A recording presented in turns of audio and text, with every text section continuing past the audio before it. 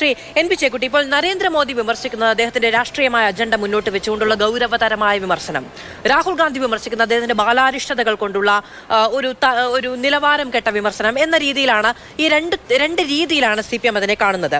രാഹുൽ ഗാന്ധി ഇതിനു മുൻപും കേരളത്തിൽ വന്നിട്ടുണ്ട്, ജോഡോ യാത്ര നടത്തുമ്പോൾ വന്നിട്ടുണ്ട്. അദ്ദേഹം കേരളത്തിലെ CPM-നെതിരെയോ രാഷ്ട്രീയ നേതൃത്വത്തിനെതിരെയോ ഒരു വിമർശനവും ഉന്നയിച്ചു കണ്ടിട്ടില്ല.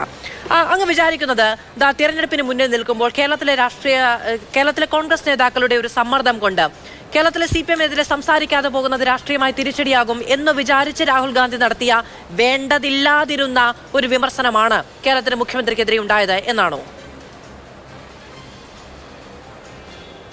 അങ്ങനെയല്ല. യഥാർത്ഥത്തിൽ കഴിഞ്ഞ 5 കൊല്ലക്കാലം രാഹുൽ ഗാന്ധി കേരളത്തിൻ്റെ MP ആയിരുന്ന കാലത്ത് അദ്ദേഹം ഒരു പൊളിറ്റിക്കൽ ലീഡർ എന്ന നിലയിൽക്കും ഒരു പാർലമെൻറ്റേറിയൻ എന്ന നിലയിൽക്കും അദ്ദേഹം എടുത്ത സമീപനം നിങ്ങൾ നോക്കൂ.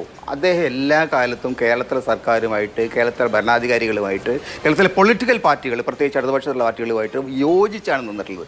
ഒരു തരത്തിലുള്ള ഒരു കൺഫ്രണ്ടേഷൻ നിലപാട് അദ്ദേഹം എടുത്തിരുന്നില്ല.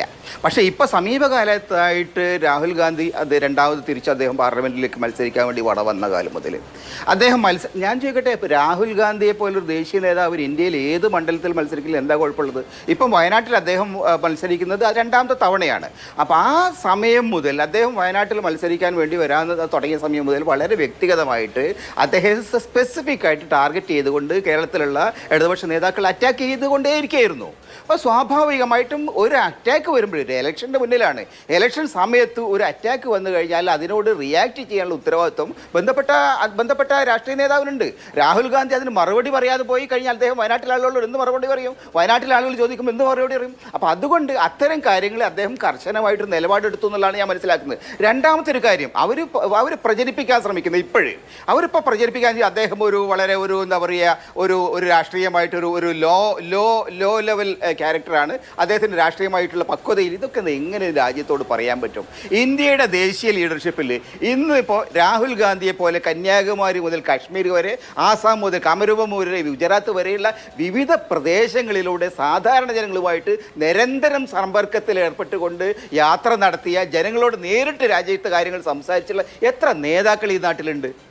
ഏത് പാർട്ടിയിലാണ് ഉള്ളത്? അപ്പോൾ അതൊരു വസ്തുതയല്ലേ?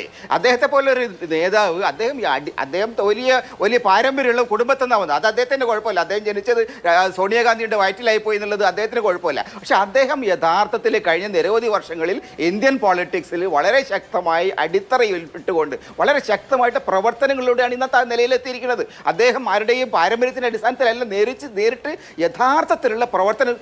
ഈ മണിപ്പൂരിൽ ഈ പ്രശ്നം ഉണ്ടായപ്പോൾ, മണിപ്പൂരിൽ യഥാർത്ഥത്തിൽ ഇത്രയും വലിയ ഭീകരാവസ്ഥ ഉണ്ടായപ്പോൾ ഈ അങ്ങോട്ട് പോയിട്ടുള്ള എത്ര ദേശീയ നേതാക്കളുണ്ട്, എത്ര ഇടതുപക്ഷ നേതാക്കളുണ്ട്? യഥാർത്ഥത്തിൽ രാഹുൽ ഗാന്ധിയാണ് അവിടെ ആദ്യത്തെ നേതാവ്.